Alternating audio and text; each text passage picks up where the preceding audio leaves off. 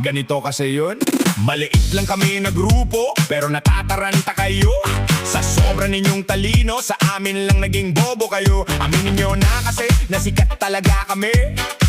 Hindi ninyo kayang tapatan ng advocacy. Malaki ang inyong sinasamahang community, pero bakit kami lagi ang content nyo ay bubuli? Puro kayo claims, puro kayo claims. Wala namang resibo. Puro kayo claims, puro kayo claims. Grupo ng mga chismoso. Sinimula ng content sa buwan ng ayuda.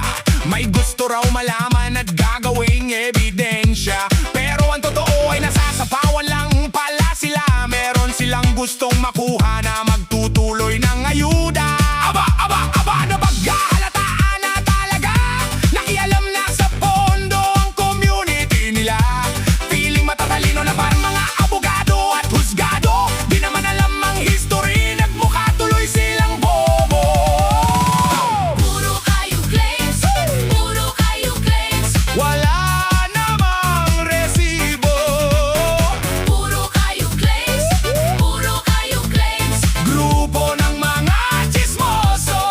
Hindi pa nakontento dahil napahiya sa kapwa nyo. Sa matabil na dila ni kapwa, nasagasaan ang ego nyo. Kaya nasobla kayo at napikon na ng todo. Pati pangalan ng aming grupo ay sinausawan na ninyo.